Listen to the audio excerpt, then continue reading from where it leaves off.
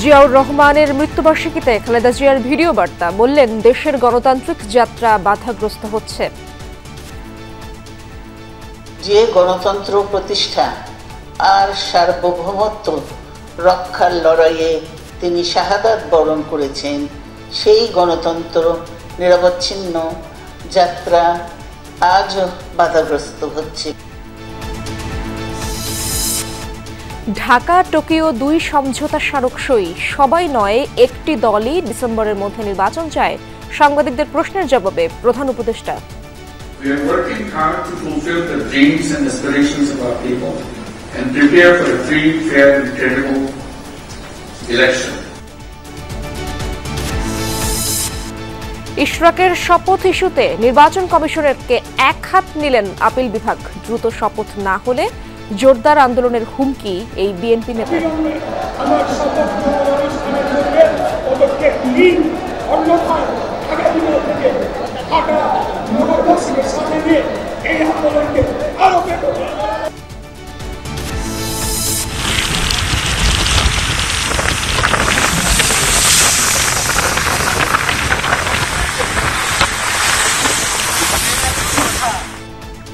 বঙ্গোপসাগরে গভীর নিম্নচাপের প্রভাবে বিভিন্ন জায়গায় ভারী বৃষ্টিপাত, অনির্দিষ্টকালের জন্য নৌযান চলাচল বন্ধ, জোয়ার জলোচ্ছ্বাসে প্লাবিত উপকূল।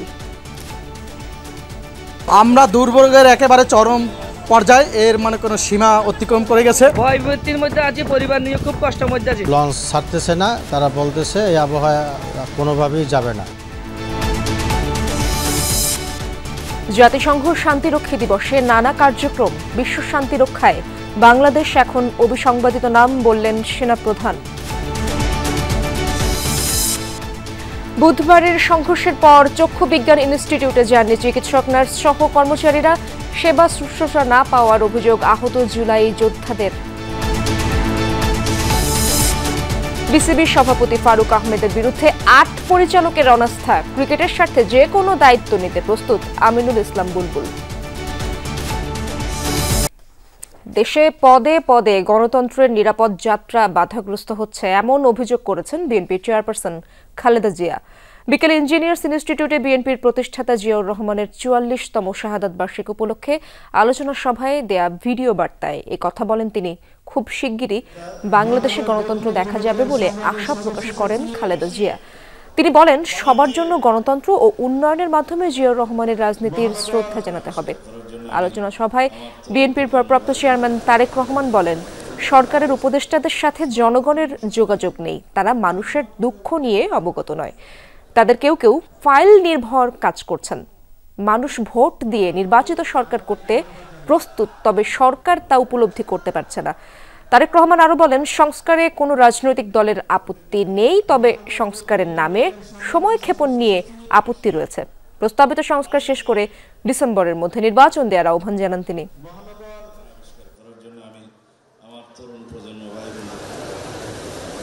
নিজস্ব জাতীয়তাবাদ সৃষ্টির অনন্য রূপকার শহীদ জিয়া, যে গণতন্ত্র প্রতিষ্ঠা আর সার্বভৌমত্ব রক্ষার লড়াইয়ে তিনি শাহাদাত বরণ করেছেন, সেই গণতন্ত্র নিরবচ্ছিন্ন যাত্রা আজও বাধাগ্রস্ত হচ্ছে প্রতি পদে পদে।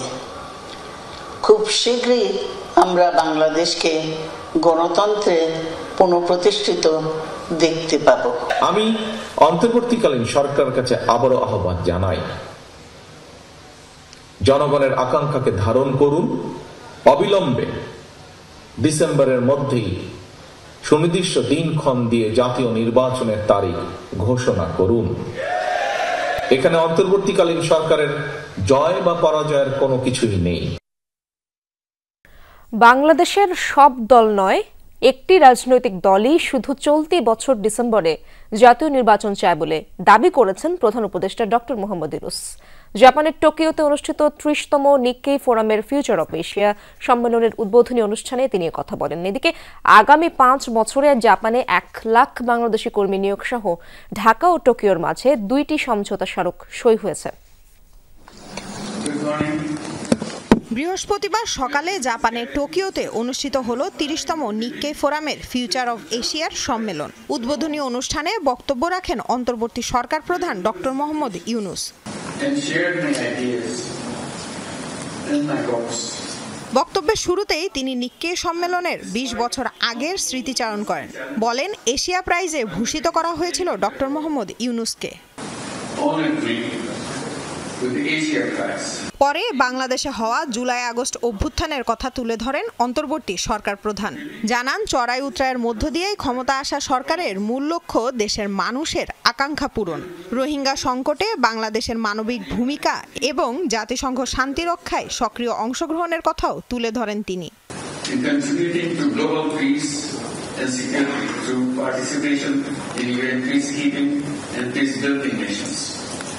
And hosting more than 1 million Rohingyas fleeing persecution in their homeland in Myanmar, purely on humanitarian grounds. Future of এশিয়ার সম্মেলনে প্রশ্নোত্তর পর্বে অন্তর্বর্তী সরকার প্রধান জানান, বাংলাদেশের সব দল নয়, একটি রাজনৈতিক দলই শুধু চলতি বছর ডিসেম্বরে জাতীয় নির্বাচন চায়।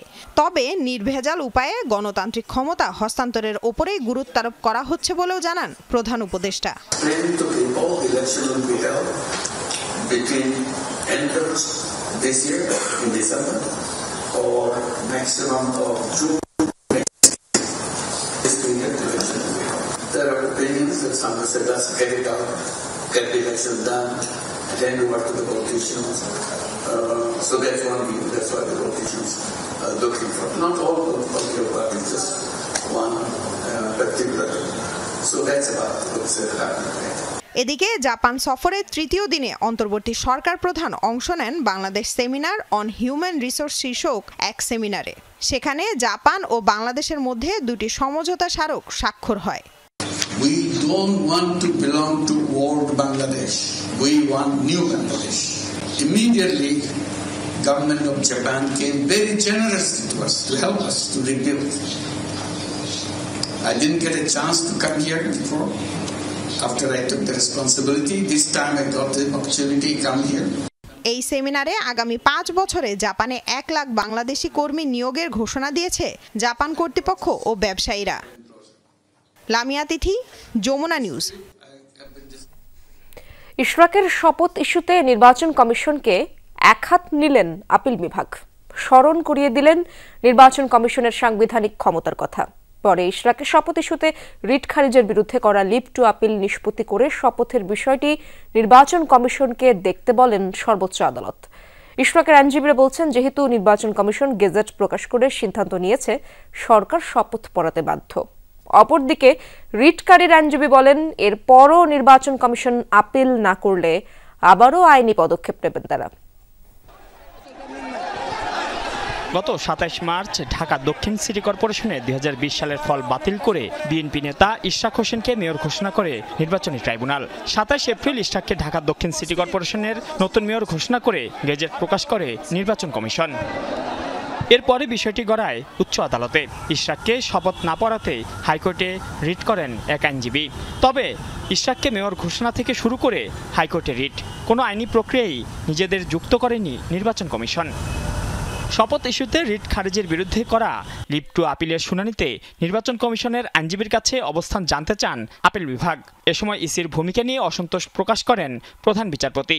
শপথ ইস্যুতে সংস্থাটির ভূমিকা উদ্বেগজনক বলেন আপিল বিভাগ। এ সময় স্বাধীনভাবে সাংবিধানিক ক্ষমতার প্রমাণ দিতে বলেন কমিশনকে। ওনাদেরকে প্রথমে আদালত জিজ্ঞেস করেছেন যে আর্টিকেল 180 অফ দ্য কনস্টিটিউশনে আপনাদের যে সাংবিধানিক দায়িত্ব, আপনাদের যে ইম্পার্শিয়াল দায়িত্ব, নিরপেক্ষ দায়িত্ব, আপনারা সেটা ঠিকমতো পালন করছেন না কেন? এটা তো আমাদের একটা লিটমাস কেস। আপনারা সেই লিটমাস কেসে ব্যর্থ হচ্ছেন, তাহলে জাতির কাছে কি মেসেজ যাবে? পরে শপথের বিষয়ে নির্বাচন কমিশনকে সিদ্ধান্ত নেওয়ার আদেশ দিয়ে লিভ টু আপিল নিষ্পত্তি করেন আপিল বিভাগ। ইলেকশন কমিশন যেদিন গেজেট করলো 27 তারিখে, 28 তারিখে নির্বাচন কমিশন স্থানীয় সরকার মন্ত্রণালয়ে এই গেজেটের 15টা কপি প্রেরণ করে তাদেরকে এই বিষয়ে প্রয়োজনীয় ব্যবস্থা গ্রহণ করার জন্য অনুরোধ করেছেন। এইটা অনুরোধ করার পরবর্তী পর্যায়ে ইশরাক হোসেনের যদি শপথ নেওয়ার কোনো বিষয় থাকে বা এই বিষয়ে পরবর্তী সিদ্ধান্ত এটা স্থানীয় সরকার মন্ত্রণালয় নেবেন। এটা এইভাবেই ইলেকশন কমিশন জিনিসটা সেদিকে শুরু দিয়েছেন, এটা এইভাবে ইলেকশন কমিশন নিষ্পত্তি করছেন। যেহেতু নির্বাচন কমিশন গেজেট প্রকাশ করেছে তাই সরকার শপথ পড়াতে বাধ্য বলে জানান ইশরাকের আইনজীবী। Election commission cannot back out from their earlier opinion, অর্থাৎ আগে যে ওপিনিয়ন দিয়েছে সেখান থেকে তারা সরিয়ে সুযোগ নাই। সুতরাং তারা একই রকম সিদ্ধান্ত নিলে শপথ দিতে সরকার বাধ্য হবে। রিটকারীর আইনজীবী বলছেন, যদি ইলেকশন কমিশন নির্বাচনী ট্রাইব্যুনালের রায়ের বিরুদ্ধে আপিল না করে তাহলে আবারও যাবেন আইনি পদক্ষেপে। গেজেট হওয়ার 30 দিনের পরে গেজেটের মেয়াদ শেষ হয়ে গেছে, এখন আর গেজেটের কোনো প্রশ্ন নেই এখানে। মাইনুল মারুফ, যমুনা নিউজ, ঢাকা। দ্রুততম সময়ের মধ্যে শপথ আয়োজন করে ঢাকা দক্ষিণ সিটি কর্পোরেশনের মেয়রের দায়িত্ব বুঝিয়ে না দিলে চলমান আন্দোলন আরও বেগবান করার হুঁশিয়ারি দিয়েছেন বিএনপি নেতা ইঞ্জিনিয়ার ইশরাক হোসেন। বৃহস্পতিবার দুপুরে নগর ভবনে চলমান বিক্ষোভ ও অবস্থান কর্মসূচিতে উপস্থিত হয়ে অন্তর্বর্তী সরকারকে এই হুঁশিয়ারি দেন তিনি। এদিন পূর্ব ঘোষণা অনুযায়ী নগর ভবনের মূল ফটকের ভেতরে বিক্ষোভ ও অবস্থান কর্মসূচি পালন শুরু করেন ইশরাকের কর্মী সমর্থকরা।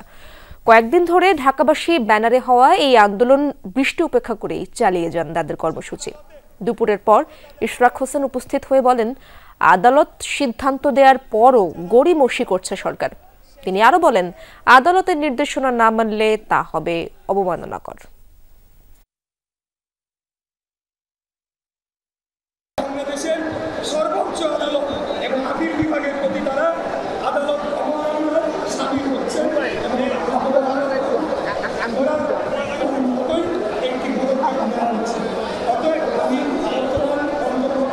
সরকারের সকল পর্যায়ে যারা এটার মধ্যে সংযুক্ত তাদেরকে শেষবারের মতো আহ্বান জানাবো, আপনারা অবিলম্বে আমার শপথ গ্রহণ অনুষ্ঠানের জন্য পদক্ষেপ নিন, অন্যথায় আগামীকাল থেকে ঢাকা নগরবাসীদের সাথে। সাগরে সৃষ্ট গভীর নিম্নচাপের প্রভাবে দেশের বিভিন্ন স্থানে বৃষ্টি হচ্ছে, বইছে ঝোড়ো হাওয়া। ভারী বৃষ্টি ও জোয়ারের পানিতে উপকূলের কয়েক জেলার নিম্নাঞ্চল তলিয়েছে, বন্ধ রয়েছে লঞ্চ ও ছোট নৌযান। আবহাওয়া অধিদপ্তর বলছে, আগামী 48 ঘন্টায় ভারী থেকে অতি ভারী বৃষ্টিপাত হবে, বিশেষত চট্টগ্রাম অঞ্চলে। তবে নিম্নচাপটি ঘূর্ণিঝড়ে পরিণত হওয়ার সম্ভাবনা কম। নিম্নচাপের কারণে উপকূলীয় অঞ্চলগুলোয় 3 নম্বর স্থানীয় সতর্কতা সংকেত দেখানো হয়েছে। বঙ্গোপসাগরে সৃষ্ট লঘুচাপটি আরও ঘনীভূত হয়ে পরিণত হয়েছে নিম্নচাপে, যার প্রভাবে উত্তাল সাগর। দেশের বিভিন্ন স্থানে নেমেছে প্রবল বেগে বৃষ্টি, বইছে ঝোড়ো হাওয়া।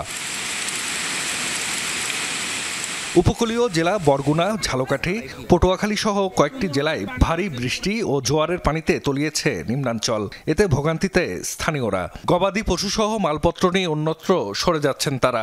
নোয়াখালীর হাতিয়ায় জোয়ারের পানিতে নিঝুম দ্বীপ, ঢালচর সহ বিভিন্ন চরে তলিয়েছে সড়ক, পানি ঢুকেছে বাড়িঘরেও।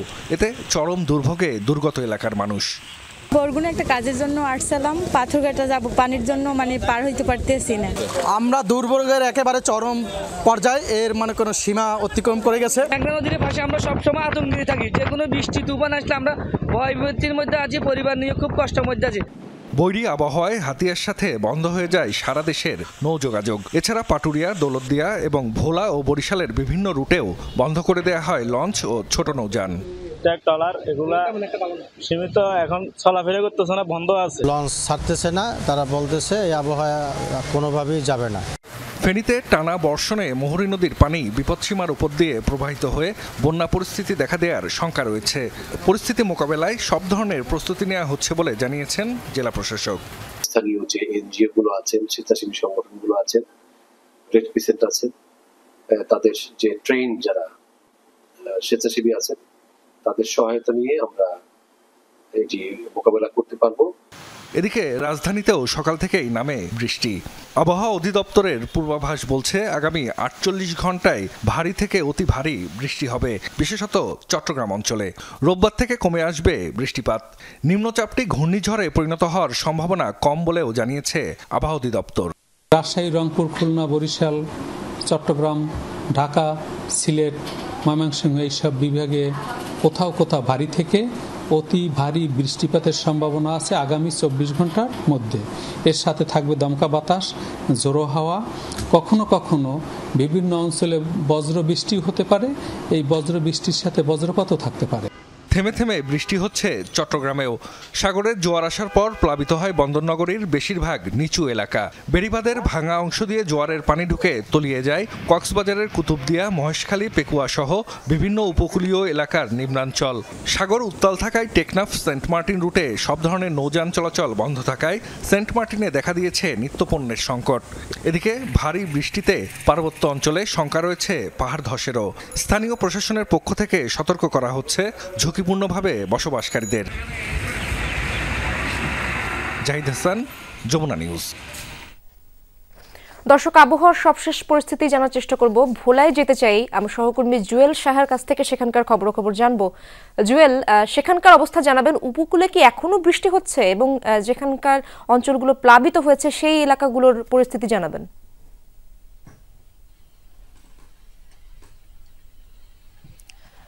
আসলে এই বৃষ্টিপাত কিন্তু গত রাত থেকে কিন্তু শুরু হয়েছে এবং এখনো কিন্তু সেই বৃষ্টিপাত অব্যাহত রয়েছে।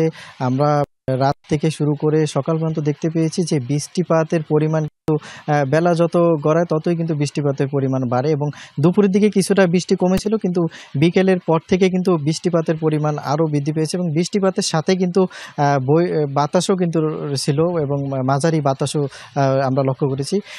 ইরশাদ, আরেকটি বিষয় হলো এই নিম্নচাপের প্রভাবে কিন্তু ভোলার বিচ্ছিন্ন ঢালচর, মনপুরা সহ বিভিন্ন চরাঞ্চলে নিম্ন অঞ্চল কিন্তু প্লাবিত হয়েছে এবং আমরা যতটুকু জানতে পেরেছি যে ভোলার যে বিচ্ছিন্ন ঢালচর রয়েছে সেখানে কিন্তু শতাধিকের অধিক কিন্তু বাড়িঘর কিন্তু জোয়ারের পানিতে প্লাবিত হয়েছে এবং সেখানকার 2 শতাধিকের অধিক কিন্তু গবাদি পশু কিন্তু পানিতে ভেসে গেছে জোয়ারের পানিতে এবং স্থানীয়রা কিন্তু আমাদেরকে জানিয়েছেন যে সেখানে কিন্তু বিকেলের পর জোয়ারের পানি কিছুটা কমার পরে কিন্তু তারা যে গবাদি পশুগুলো হারিয়ে গেছে সেগুলো কিন্তু তারা খোঁজার জন্য বের হয়েছেন এবং কিন্তু তারা খুঁজে যাচ্ছেন, কিন্তু এখন পর্যন্ত আসলে নিখোঁজগুলো সেগুলো কিন্তু এখনো উদ্ধার হয়নি।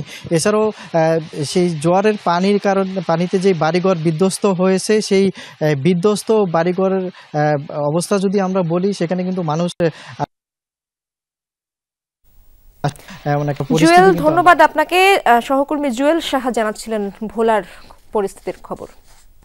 সীমান্তে যে কোনো ধরনের পুশিনের ঘটনা দেশের বিরুদ্ধে এক ধরনের চক্রান্ত, এমনটাই মন্তব্য করেছেন জাতীয় নাগরিক পার্টির উত্তরাঞ্চলের মুখ্য সংগঠক সার্জিস আলম।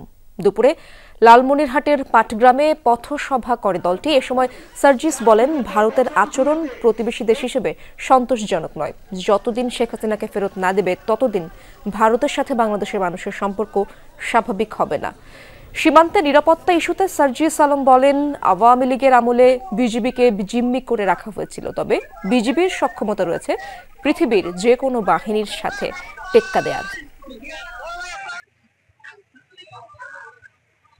পৃথিবীর কোন দেশের দাসত্ব করার বাংলাদেশ না। প্রয়োজনে আরো জীবন দিব, রক্ত দিব, কিন্তু দেশের সার্বভৌমত্ব কোন দেশের কাছে বিক্রি দেওয়ার প্রশ্নই আসে না।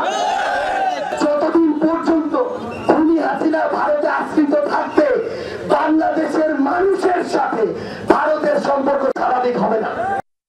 জাতিসংঘ শান্তিরক্ষা মিশনে সহযোগিতা অব্যাহত রাখবে বাংলাদেশ, বলেছেন অর্থ উপদেষ্টা সালেউদ্দিন আহমেদ। আর সেনাপ্রধান জেনারেল ওয়াকারুজ্জামান বলেছেন, বিশ্ব শান্তি রক্ষায় বাংলাদেশ এখন অবিসংবাদিত নাম। চীন মৈত্রী আন্তর্জাতিক সম্মেলন কেন্দ্রে জাতিসংঘ শান্তিরক্ষী দিবসের অনুষ্ঠানে তারা এই কথা বলেন। এই দিবসে রাজধানীতে বের করা হয় র্যালিও। শান্তিরক্ষী দিবস উপলক্ষে তেজগাঁও বিমানবন্দরে পিসকিপার্স রান নামে র্যালির আয়োজন করা হয়। এতে অংশ নেন বিভিন্ন সময়ে শান্তি মিশনে অংশ নেয়া বাহিনীর সদস্যরা। অনুষ্ঠানে স্বরাষ্ট্র উপদেষ্টা বলেন, শান্তি রক্ষা মিশনে যোগ দেওয়ার পর থেকেই পেশাদারিত্বের সাথে কাজ করে যাচ্ছে বাংলাদেশ। বাংলাদেশ শান্তি মিশনের সদস্যরা শুধু একটি দেশকে পুনর্গঠনই নয়, সাধারণ মানুষের জীবনমান উন্নয়নেও গুরুত্বপূর্ণ ভূমিকা রেখে চলেছে। দিবসটি উপলক্ষে রাজধানীতে এক আলোচনায় অংশ নেন জাতিসংঘের আবাসিক প্রতিনিধি গোয়েন লুইস। তিনি বলেন, মিশনে বাংলাদেশি শান্তিরক্ষীদের আত্মত্যাগ অনন্য।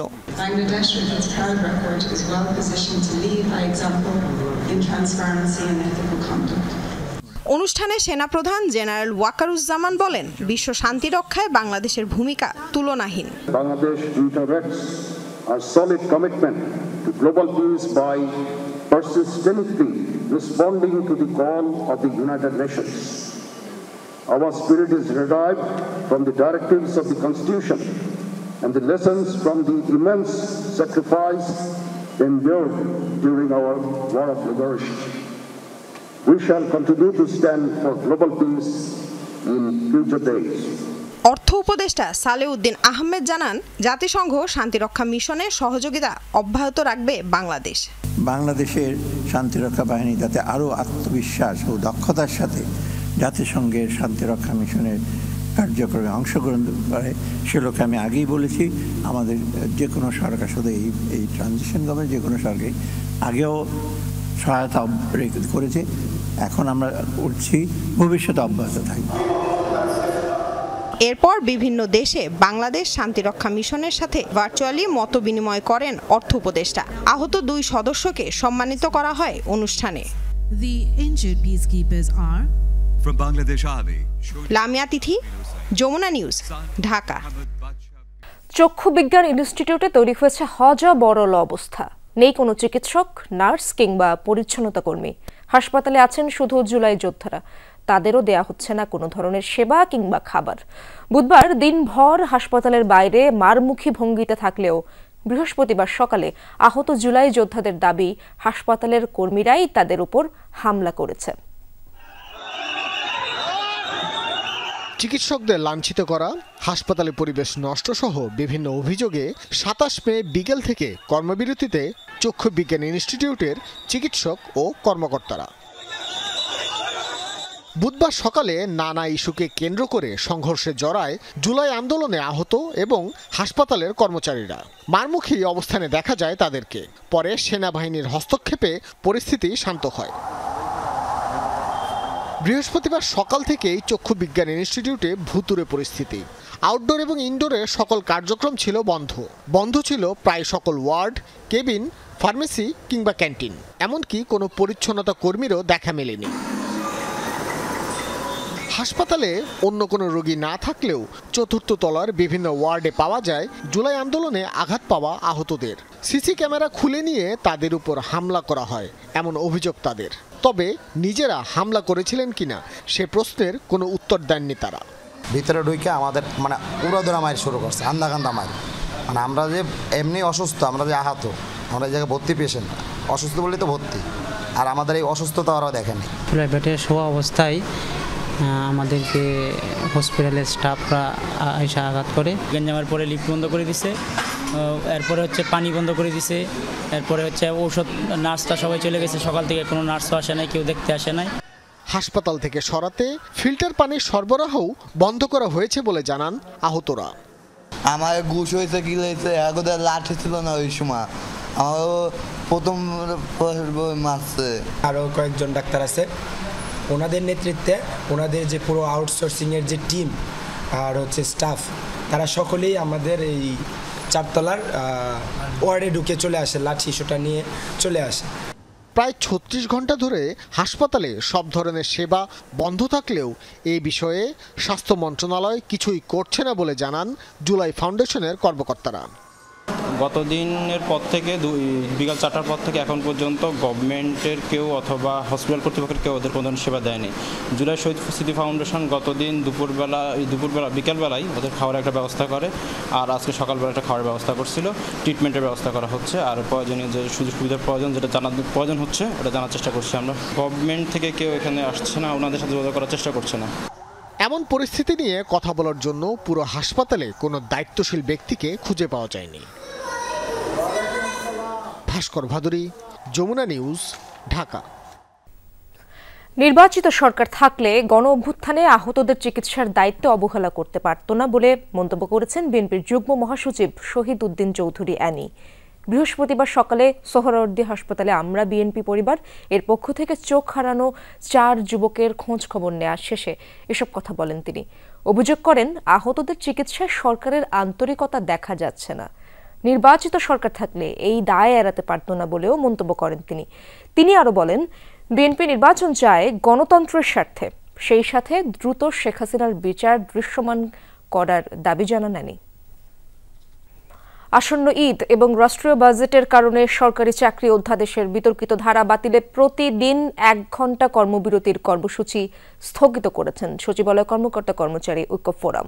তবে দাবি আদায়ে আগামী রবি ও সোমবার সরকারের 5 উপদেষ্টাকে স্মারকলিপি প্রদানের নতুন কর্মসূচিও ঘোষণা করা হয়েছে।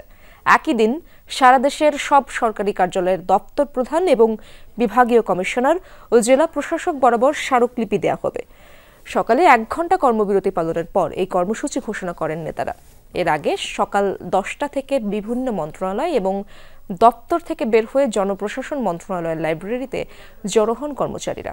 বৈরী আবহাওয়ার কারণে যারা আসতে পারেননি তারা স্ব দপ্তরে কর্মবিরতি পালন করেন।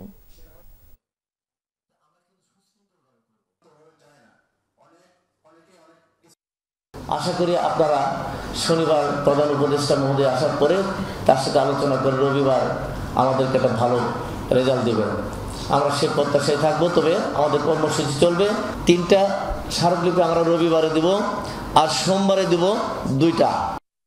সভাপতি ফারুক আহমেদের বিরুদ্ধে অনাস্থা জানিয়ে জাতীয় ক্রীড়া পরিষদকে চিঠি দিয়েছে বিসিবির 8 পরিচালক। তবে এখনই বিসিবি সভাপতির পদ থেকে পদত্যাগ না করার ঘোষণা দিয়েছেন ফারুক আহমেদ। এদিকে 31 মে বিসিবির বোর্ড সভা হওয়ার কথা থাকলেও তা স্থগিত করা হয়েছে। এর আগে বুধবার রাতে যমুনা টেলিভিশন প্রথম নিশ্চিত করে ফারুক আহমেদকে বিসিবি সভাপতির পদে আর রাখতে চায় না জাতীয় ক্রীড়া পরিষদ। তার পরিবর্তে নতুন সভাপতি হতে যাচ্ছেন দেশের আরেক সাবেক অধিনায়ক আমিনুল ইসলাম বুলবুল।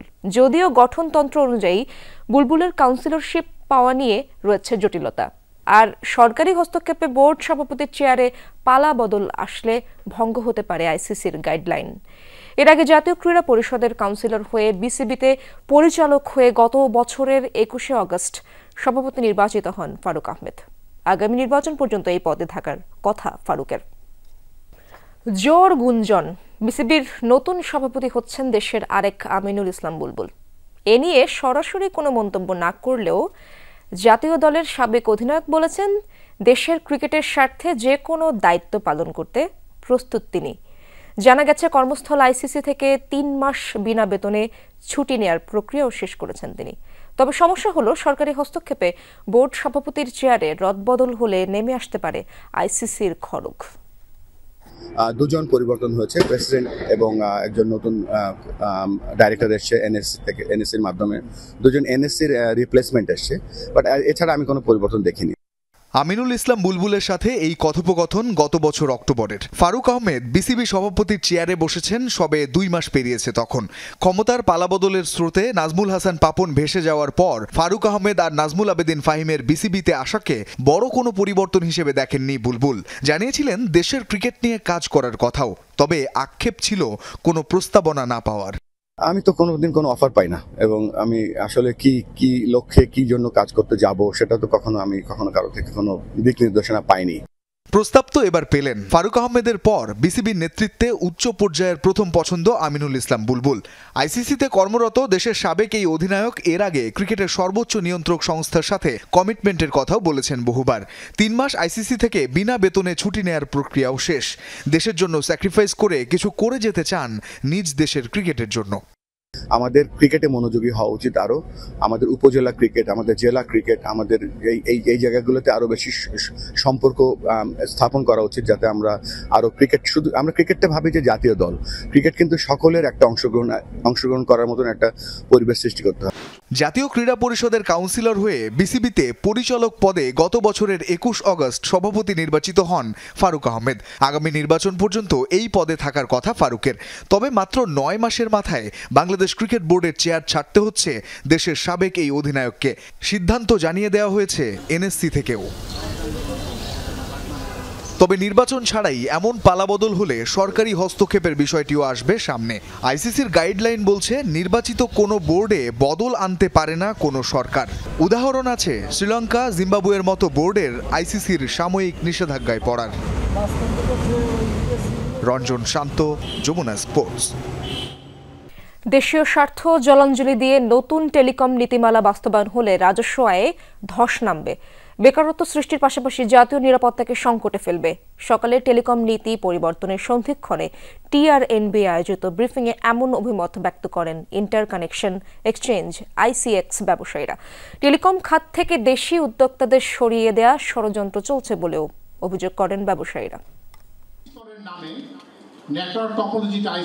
এমএনপি, এনটিটিএন, আইজিডব্লিউ এমন সব দেশীয় উদ্যোক্তার পর এবার প্রস্তাবিত টেলিকম নীতিমালা নিয়ে কড়া সমালোচনা করেছেন আইসিএক্স ব্যবসায়ীরা। বলেছেন নতুন নীতিমালা বাস্তবায়ন হলে এই খাত থেকে সরকার বছরে 300 কোটি টাকার রাজস্ব হারাবে, বিপরীতে আয় হবে মাত্র 16 থেকে 17 কোটি টাকা, আর কর্মসংস্থান হারাবে 700 দেশি প্রকৌশলী।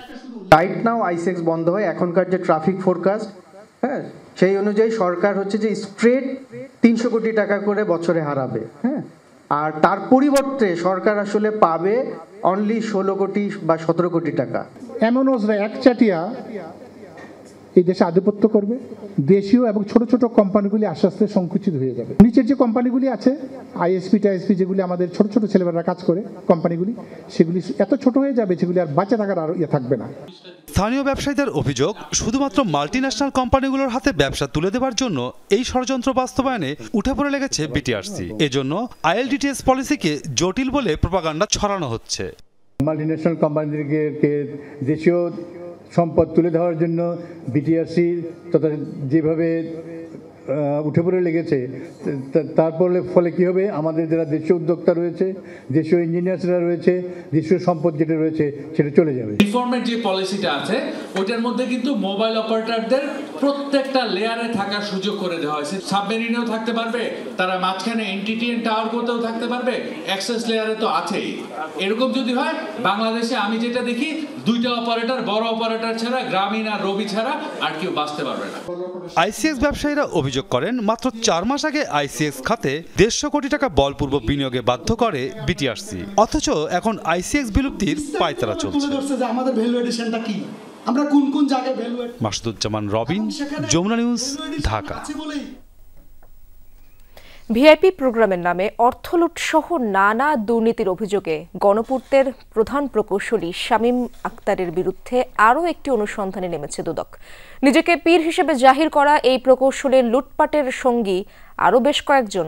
এছাড়া অর্থ পাচারের মাফিয়া খাত পিকে হালদারকে ফিরিয়ে আনতে ভারতের সঙ্গে বন্দি বিনিময় চুক্তির আওতায় কাজ করার কথা জানিয়েছেন দুদক মহাপরিচালক। নিজেকে দাবি করেন একজন পীর হিসাবে, নাম শামীম আক্তার। কথিত এই পীর গণপূর্ত অধিদপ্তরের প্রধান প্রকৌশলী। কথিত মুরিদদের ঠিকাদারি কাজ দেওয়া সহ আর্থিক ও প্রশাসনিক অনিয়মে জড়িত থাকার প্রমাণ 2023 সালের জানুয়ারিতে প্রচার করে যমুনা নিউজ। শামীম আক্তারের বিরুদ্ধে এরই মধ্যে সব অভিযোগের তদন্ত চলছে। দুদকের হাতে এসেছে আরও অভিযোগ। শুরু হয়েছে আরেকটি অনুসন্ধান। 2023-24 অর্থ বছরে সোহরাওয়ার্দী উদ্যানে 7টি ভিআইপি অনুষ্ঠান বাবদ প্রায় 30 লাখ টাকা পরিশোধ করা হয়, অথচ অনুষ্ঠান ছিল মাত্র 4টি। ভিভিআইপি প্রোগ্রামের নামে অর্থ লোপাট, বিভিন্ন অনিয়ম ও দুর্নীতির অভিযোগে ইতিপূর্বে অনুসন্ধানের জন্য গ্রহণ করা হয়েছে। সেই অভিযোগ অনুসন্ধানাধীন রয়েছে।